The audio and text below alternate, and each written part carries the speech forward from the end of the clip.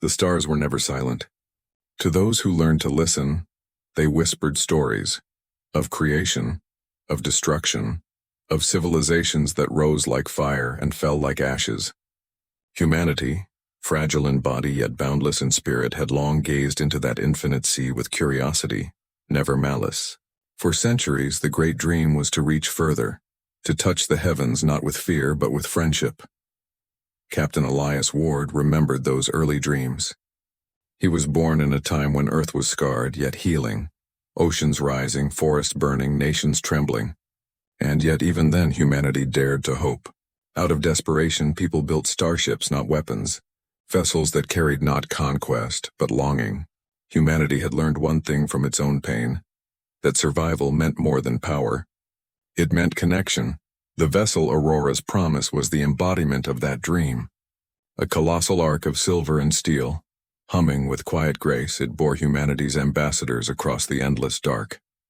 Inside its halls walked not soldiers but scientists, healers, and poets. They carried songs instead of warheads, seeds instead of guns. They sought not to dominate but to belong. It was on the edge of the Persean Rift, a region where starlight bent and shadows deepened, that they first heard the voice. It was not a song but a warning, a language so sharp it felt like broken glass against the mind. The translation AI strained, translating only fragments. Turn back. Fragile. Not welcome. Elias stood on the bridge, watching the shifting veil of light across the rift. His crew shifted uneasily. No human ship had ever been answered like this before. Alien civilizations had been glimpsed, yes, but from afar. Silent watchers who either hid or ignored mankind's cautious greetings. This was different. This was the first voice that spoke to humanity. The crew's linguist, Mara Vey, leaned forward, her dark eyes shining with a mixture of fear and wonder. It's not a full warning, she whispered. It feels personal. They see us, Elias, they know us. But knowledge was not the same as welcome. Days later they appeared, a fleet unlike anything humanity had imagined. Sleek, jagged vessels of obsidian metal that shimmered as though woven from shadows themselves. They called themselves the Kalaran. And where humans carried open hands, the Kalaran carried blades. The first encounter was not war, but humiliation. The Kalaran did not fire upon the Aurora's promise. They circled it, scanned it, dissected its structure with invisible waves. Their voices filled every channel, mocking the ship, mocking the fragile creatures who dared to wander into their dominion. Soft-boned dreamers, flame of dust world, you reach beyond your grasp. Elias listened, silent, his hands clenched behind his back. His crew endured it, pride burning hotter than fear. They had faced storms, famine, and centuries of struggle, but never had they been so diminished, so belittled. Humanity had survived its own arrogance once. But now, faced with this mirror of cruelty, Elias felt something stir deep within. A spark, not of rage, but of resolve. Later, in the quiet of his quarters, Mara spoke what they all felt. They think we are weak, she said softly, but they don't understand. Weakness taught us to endure. Weakness taught us to rise. And in those words lay the seed of something far greater. The Kalaran thought they had found prey. What they had truly found was a species that had already faced its own end, and chosen instead to fight for tomorrow. Humanity would not break. Humanity would not bow. The stars had whispered stories of fallen empires, of those who rose and fell, but they had not yet spoken of humanity's tale. That story was only just beginning, and the Kalaran, arrogant, cruel, and blind, would be the ones to write its first chapter in fire. Part 1 ends here, 700 words. Would you like me to continue with Part 2, another 700 words right away? Keeping the same flow and narration style? You said 2, ChatGPT said perfect. Let's continue with Part 2 of your HFY story. This part will deepen the conflict, show humanity's emotional response, and lay the groundwork for the coming storm. The first encounter with the Kalaran spread through humanity's colonies like wildfire. The transmission, those sharp, cold words of contempt, was replayed across stations, ships, and settlements. Some listened with dread, others with indignation, but to all it was unforgettable. On the Aurora's promise, silence lingered after the encounter. The crew, men and women who had dreamed of reaching new friends among the stars, now sat with a wound no weapon had inflicted. Pride bruised, hope tarnished. Yet somewhere beneath the sorrow, a quiet ember began to glow. Captain Elias Ward carried the weight of his people's eyes. He walked the long corridor of the observation deck, where glass walls revealed the unending void. Mara stood there, her hands clasped behind her back, her reflection merging with the starlight. "They watched us," she murmured without turning. Every step, every gesture, like children fumbling in a world too vast. They didn't see our hope. They only saw our hands shaking. Elias joined her, his voice steady though his chest tightened. "Then we will show them what it means to have hands that can build, hands that can endure. Let them see the truth of us, not what they think." But the Kelleran did not vanish. They lingered like shadows on the edge of vision. Days turned into weeks, their ship circling whenever humanity's vessels approached the rift. They never struck, but neither did they leave. Their presence was a constant reminder. Humanity was small, humanity was fragile, humanity was mocked. In Earth's council chambers, leaders argued in circles. Some urged caution. "We are not ready for war." Others demanded retreat. Why provoke them? But a few voices, older, scarred by Earth's near collapse in centuries past, spoke with firm resolve. "Every empire has underestimated us," one counselor said. "Even ourselves. And yet we endure. These Kelleran do not understand what humans become when pressed to the edge." Back on the Aurora's promise, the crew trained. Not with weapons, for the ship was no war machine, but with knowledge. Engineers studied the Kelleran scans, piecing together fragments of their technology. Biologists compared alien physiology to human resilience, searching for weaknesses. Historians dug into the long ledger of Earth's survival stories, from plagues to world wars, from deserts to frozen wastes.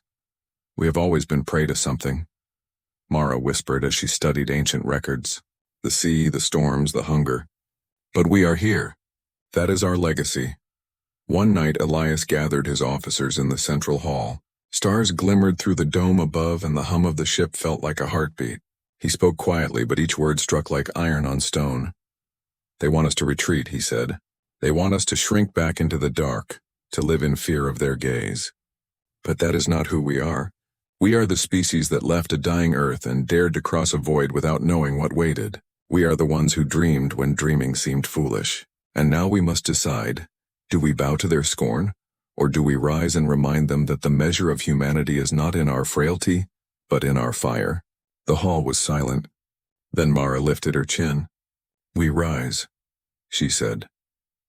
The crew answered with nods, murmurs, and eyes alight with something stronger than fear. The next day, when the Kelleran appeared again, the Aurora's promise did not cower. Its lights shone brighter, its course steady and unflinching. Across every channel, Elias Ward sent one message: simple, human, unyielding, we do not bow. The Kelleran laughed. Their voices echoed, cold and cruel. "Fragile dustborn, you will learn."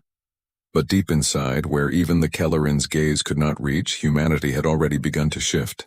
They were no longer children seeking acceptance. They were a people preparing, quietly, steadily, fiercely, for the day when the mockers would push too far. And when that day came, humanity would answer not with weakness but with a force that history would never forget. The rift grew restless. Swirls of energy lit the abyss like distant lightning, and within that storm the Kelleran waited.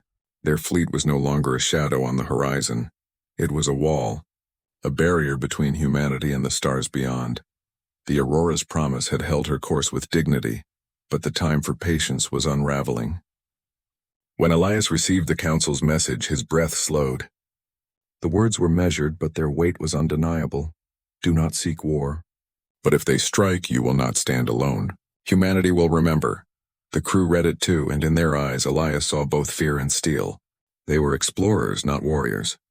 Yet every one of them carried within their blood the history of a species that had endured more than any empire could imagine. It was 2 nights later when the provocation came. The Kelleran did not fire missiles or unleash plasma storms. They struck with something colder, humiliation made into violence. Without warning, beams of searing energy lanced across the Aurora's promise. Not to destroy, but to carve. The alien light etched lines into the ship's outer hull, burning words in their jagged script: fragile, unworthy, dustborn. The crew watched in silence as their home, their sanctuary, was scarred by alien contempt. Mara's hands trembled on the console, but her voice did not break. They brand us like cattle. Rage rippled through the halls. The engineers clenched their fists. Healers stood pale with fury, and even the poets, whose hearts bent toward peace, whispered of defiance. Elias felt their pain, and something inside him hardened. He opened a channel. His voice was calm, but every syllable carried the weight of generations. You call us fragile. You call us dust. But we are the children of storms.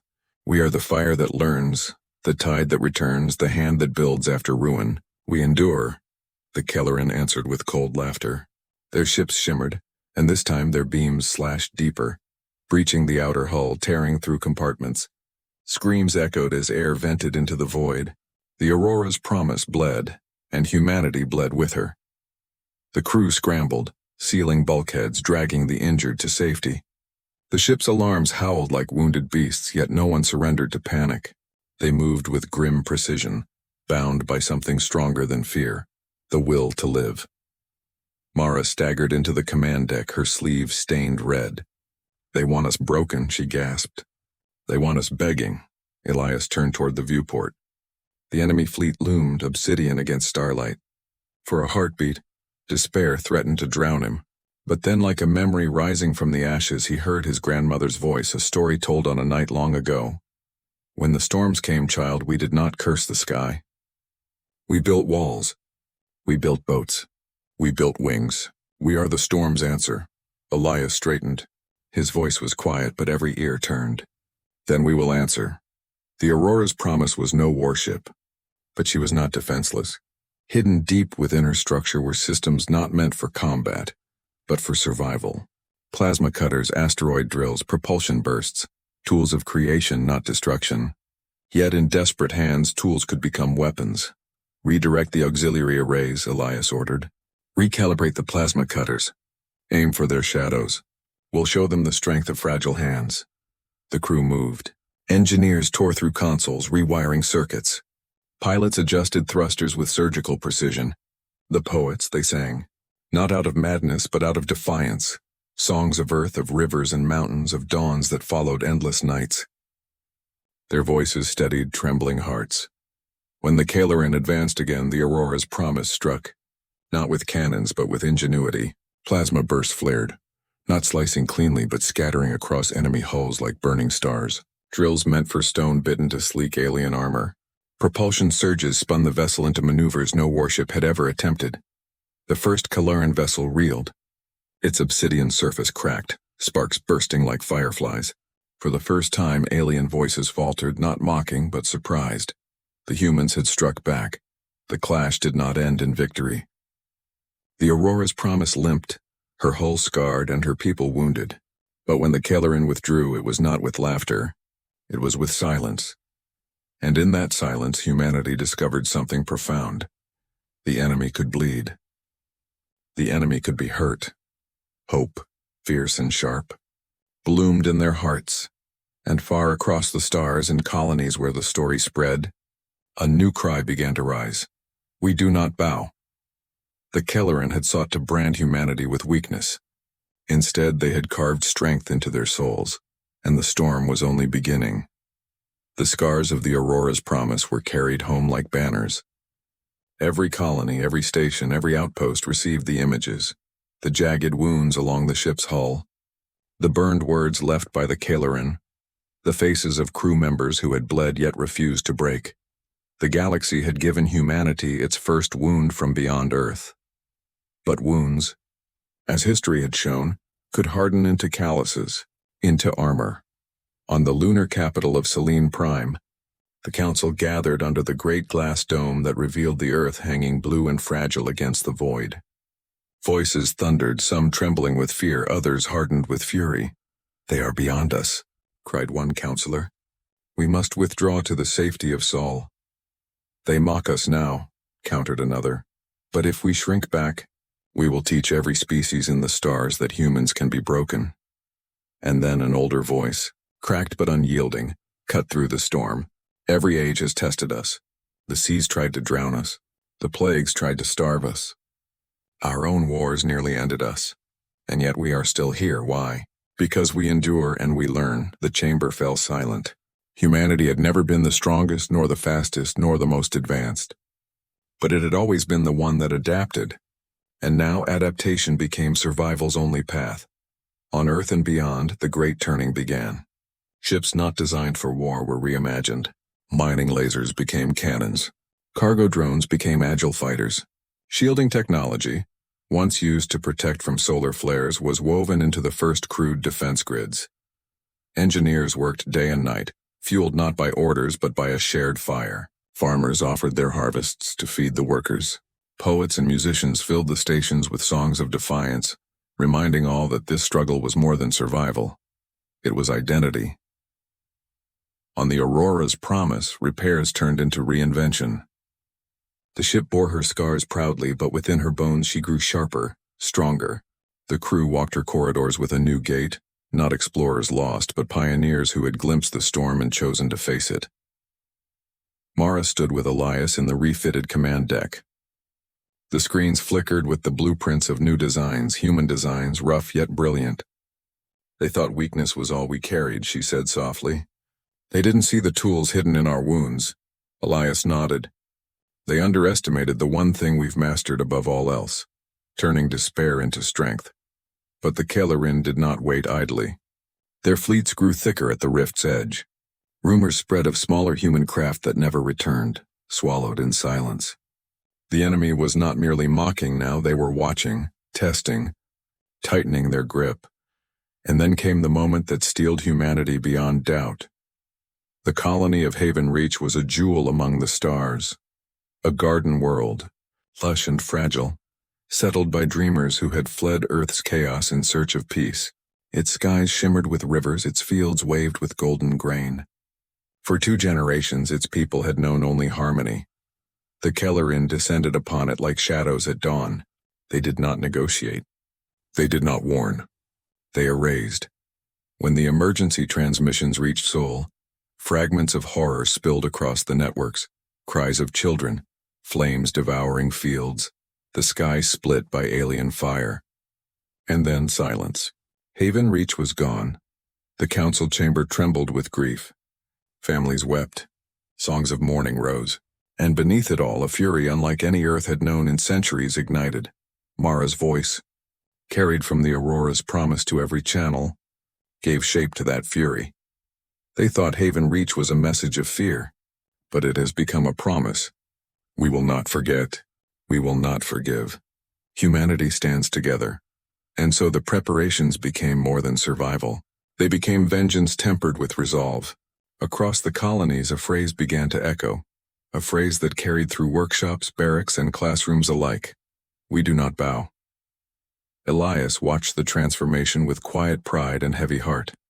He knew the cost yet to come. He knew the Kellerin would not yield easily. But he also knew this truth. Humanity had finally found its place in the galaxy. Not as supplicants, but as a storm rising. The Kellerin had written the first word of this story, but humanity would write the last. The destruction of Haven Reach spread across humanity's worlds like a scar seared into the heart. What had once been debate was now settled with a single truth. There would be no retreat. Not anymore. The Kellerin had chosen war, and humanity would answer. For the first time in history, the council spoke with one voice. Factories shifted from commerce to war. Shipyards became forges of iron resolve. Every colony, no matter how small, gave something. Ore from the asteroids, crops from fragile soils, knowledge from ancient archives. It was not a war born of conquest. It was a war of survival, and every human knew it. On the Aurora's promise, Elias stood before his crew, their faces illuminated by the glow of 1,000 stars. The Kellerin believe we are dust, he said, his voice steady. But dust can blind. Dust can choke. Dust can bury. The crew answered not with cheers but with silence, a silence that carried more weight than any roar. It was the silence of people who had already chosen, who knew what lay ahead and would not turn away. The first great battle came at the gates of the Persean Rift. The Kalaran descended in a black tide, their ships gleaming with malice, their weapons burning with alien fire. Against them rose a fleet unlike any humanity had ever known. Crude, untested, patched together from tools and trade vessels, but alive with ingenuity. Mining frigates became spear ships, their drills converted into ramming lances. Cargo haulers carried missile pods carved from re-engineered chemical rockets. Even medical ships bore shielding arrays, designed not only to protect the wounded but to reflect enemy beams back into the void. The Kalaran laughed when they first saw it. To them it was chaos.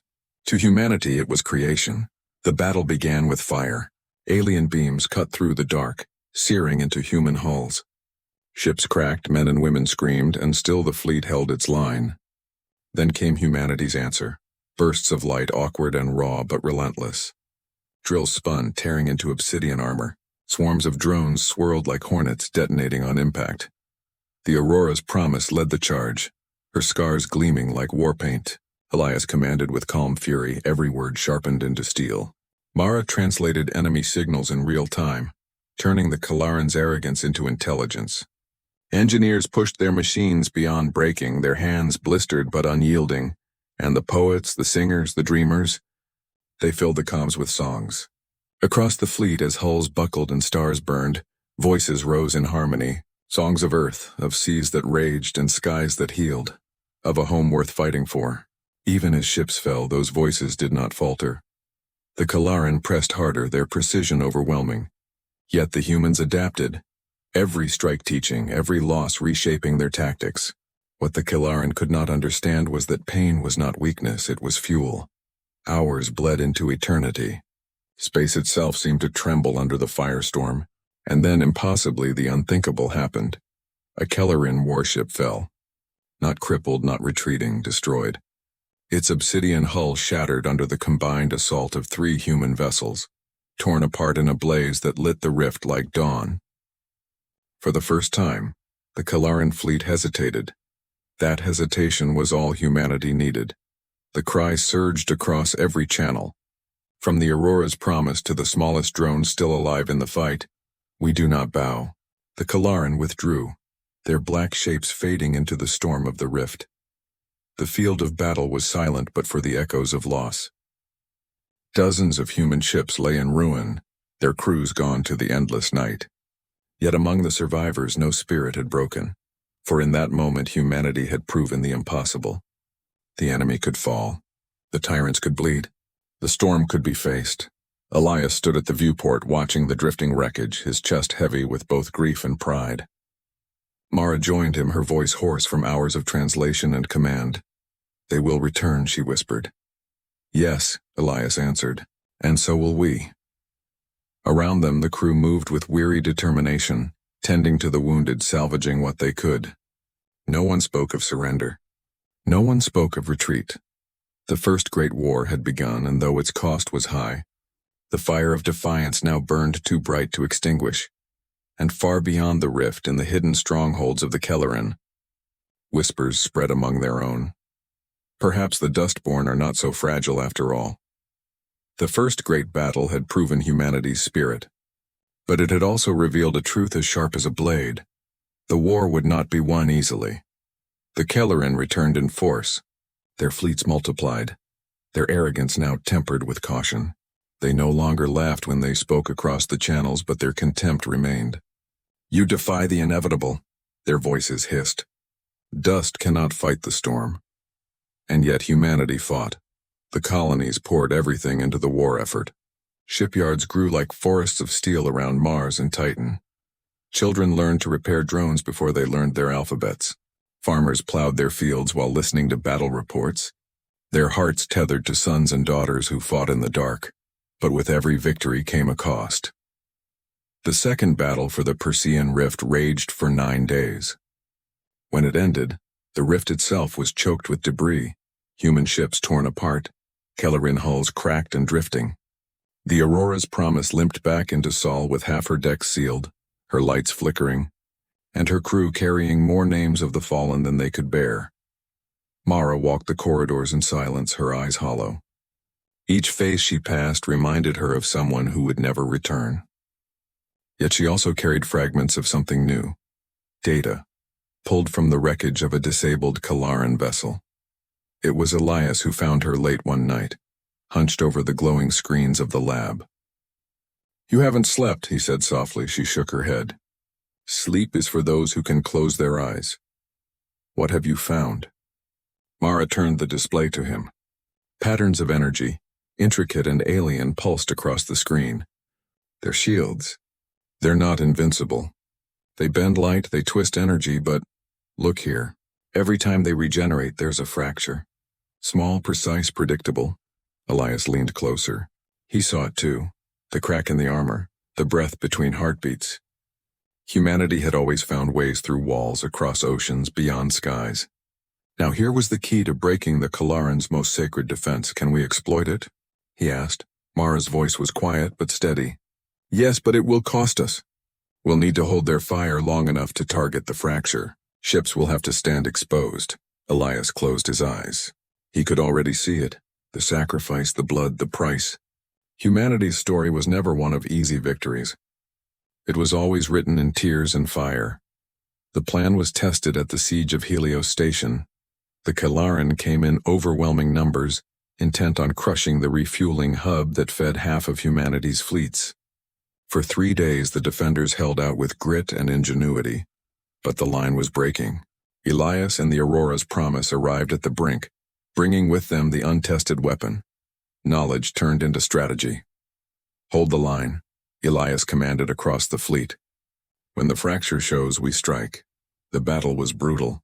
Ships burned, their screams filling the comms. Yet they held, battered and bleeding, until Mara's voice rang sharp across the channels.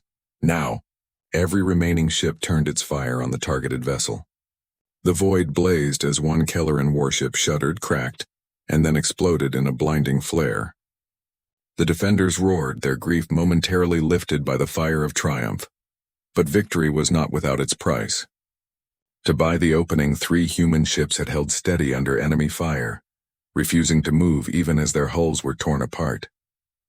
Their crews went silent in the blaze, their sacrifice written into the stars. When the Kalaran withdrew, leaving Helios scarred but alive, humanity knew 2 things.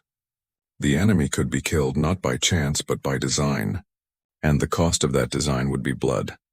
After the battle, Elias stood before his weary crew.